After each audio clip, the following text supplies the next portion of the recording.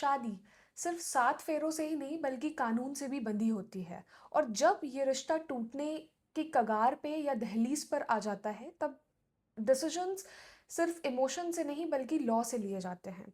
Divorce कब ले सकते हैं, डिवोर्स कैसे ले सकते हैं, और क्या सिर्फ इनकम्पैटिबिलिटी के ग्राउंड पर ही डिवोर्स ग्रांट हो सकता है, और कोर्ट किन प्रिंसिपल्स को मद्देनजर रखते हुए मैरिज का डिसोल्यूशन करता है। आज इन्हीं सब महत्वपूर्ण प्रश्नों का उत्तर जानेंगे एडवोकेट सपना कौशिक मैम के साथ।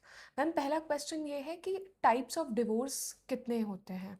देखिए, अगर हम हिंदू मैरिज एक्ट की बात करते हैं तो इसमें शादी को एक कॉन्ट्रैक्ट नहीं, एक संस्कार माना जाता है। और संस्कार को बिना किसी कारण के आप ख़त्म नहीं कर सकते। हिंदू मैरिज एक्ट के तहत और स्पेशल मैरिज एक्ट में, जिसमें अगर कोई एक व्यक्ति हिंदू है और दूसरा किसी दूसरे रिलीजन से है, तो स्पेशल मैरिज एक्ट के तहत आप शादी रजिस्टर करवाते हैं तो वहाँ पर कुछ ग्राउंड्स दिए गए हैं। अगर उनमें से कोई भी ग्राउंड आपके पास नहीं है तो आप डिवोर्स नहीं ले सकते। कंटेस्टेड डिवोर्स, जहाँ पर एक पार्टी डिवोर्स देना चाहती है और दूसरी पार्टी डिवोर्स देना नहीं चाहती, तो वहाँ पर आपको ग्राउंड इस्टेब्लिश करना पड़ेगा, ग्राउंड प्रूव करना पड़ेगा, वरना आपका डिवोर्स नहीं होगा। या फिर आपके पास दूसरा तरीका होता है जहां पर दोनों पार्टीज रेडी होती है, दोनों पार्टी डिवोर्स लेना चाहती हैं और उनके बीच जो भी टर्म एंड कंडीशंस है, लाइक बच्चों की कस्टडी किसके पास रहेगी, एलिमिनी कितना दिया जाएगा, जो प्रॉपर्टी है वो दोनों के बीच किस तरीके से बटेगी, वो सारे term and conditions out of the court settle हो चुके होते हैं। उसे आपसी सहमति से आप तलाक ले सकते हैं। तो यहाँ पर दो तरीके से तलाक होता है, एक होता है कंटेस्टेड डिवोर्स और दूसरा हो गया आपसी सहमति से यानी कि म्यूचुअल डिवोर्स। तो ये दो तरीके हैं डिवोर्स लेने के, हिंदू मैरिज एक्ट के तहत और स्पेशल मैरिज एक्ट में। मैम, म्यूचुअल डिवोर्स लेने के क्या क्या कंडीशंस हैं। देखिए, म्यूचुअल डिवोर्स लेने के कंडीशंस तो ये है कि जो भी टर्म एंड कंडीशंस है वो दोनों parties out of the court settle कर लेते हैं। लाइक बच्चों की कस्टडी किसके पास रहेगी, एलिमनी कितनी देनी होगी, प्रॉपर्टी कैसे दोनों के बीच बटेगी, बच्चों के लिए क्या दिया जाएगा, ये सारे टर्म एंड कंडीशंस सेटल हो चुके होते हैं। फिर इसमें एक सेटलमेंट डीड बनती है जिसमें सारे टर्म एंड कंडीशंस लिख दिए जाते हैं, दोनों पार्टीज इस पर साइन करती हैं और एक एक विटनेस का इस पर साइन होता है। उसके बाद क्या होता है, हम कोर्ट में जाते हैं, फर्स्ट मोशन फाइल करते हैं जिसे फर्स्ट पिटीशन भी कह सकते हैं, जिसमें सारे टर्म एंड कंडीशंस लिखे जाते हैं। शादी कब हुई, शादी कंज्यूमेट हुई नहीं हुई, बच्चा हुआ, बच्चे की कस्टडी किसके पास है, स्त्री धन वापस हुआ कि नहीं हुआ, आपस में सारे टर्म एंड कंडीशंस उसमें लिखे जाते हैं। फ्यूचर में आप कोई क्लेम नहीं करेंगे, एक दूसरे के ऊपर कोई केस नहीं करेंगे, कोई केस है तो आप उसे विड्रॉ करेंगे, सब कुछ उस पिटीशन में लिखा जाता है। कोर्ट में दोनों पार्टीज जाती हैं, वहाँ पर अपनी स्टेटमेंट रिकॉर्ड करवाती हैं कि वो पूरी कोशिश कर चुकी है शादी को बचाने की, लेकिन कुछ भी फ़ायदा नहीं हुआ और अब वो दोनों साथ नहीं रहना चाहते और कोई पॉसिबिलिटी भी नहीं है कि दोनों साथ रह पाएंगे। और ये कहते हुए दोनों अपनी स्टेटमेंट कोर्ट में रिकॉर्ड करवा देते हैं।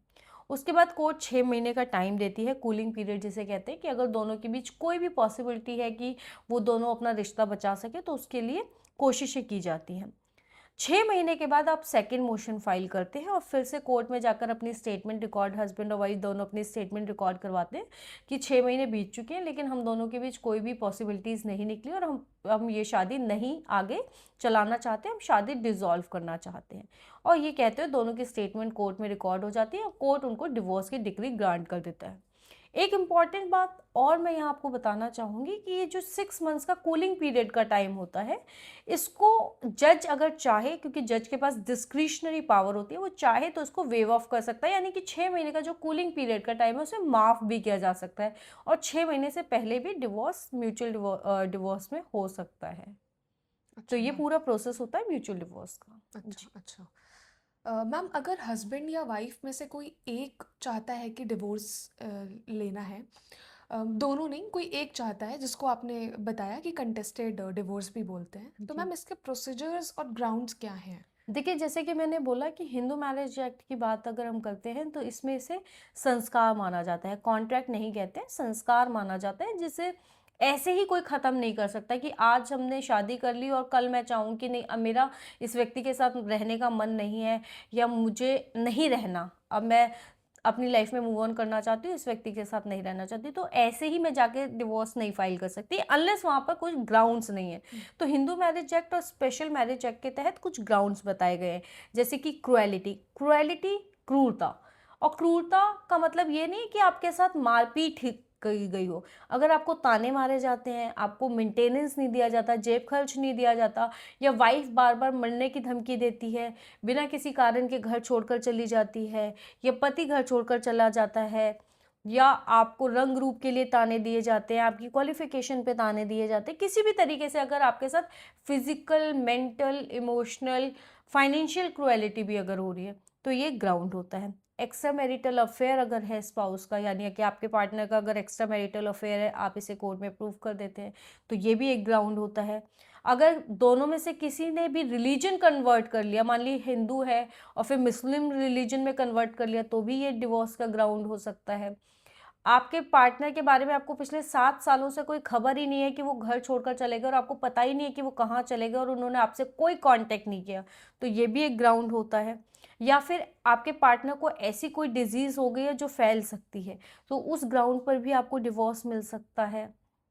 या फिर उन्होंने संन्यास ले लिया है, तो ये भी एक ग्राउंड होता है। तो ये कुछ ग्राउंड्स हिंदू मैरिज एक्ट और स्पेशल मैरिज एक्ट के तहत गए दिए हैं।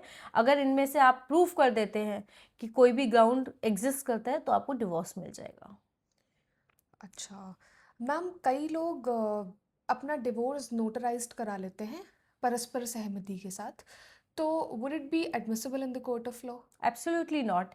अक्सर मेरे पास क्लाइंट्स आते हैं और ये कहते हैं कि मेरे हस्बैंड ने मुझे नोटरी करवा के डॉक्यूमेंट दे दिया कि अब मैंने तुझसे तलाक ले लिया, अब तू मेरी वाइफ नहीं है। ऐसा नहीं होता। कोर्ट सिर्फ और सिर्फ तलाक सिर्फ और सिर्फ कोर्ट से मिलता है। कोई भी अगर आपसी सहमति से तलाक करवा के उसे नोटरी करवा ले, या फिर घर में स्टेटमेंट रिकॉर्ड कर ले एक दूसरे की और साइन करवा लिया विटनेस के सामने कि अब हमने एक दूसरे से तलाक ले लिया, या होता है कि पंचों के साथ बैठ के ले लिया, आपसी घर में परिवार के बड़े लोगों के साथ बैठ के, सोसाइटी के लोगों के साथ बैठ के आपने डिवोर्स साइन कर लिया, ऐसा नहीं होता।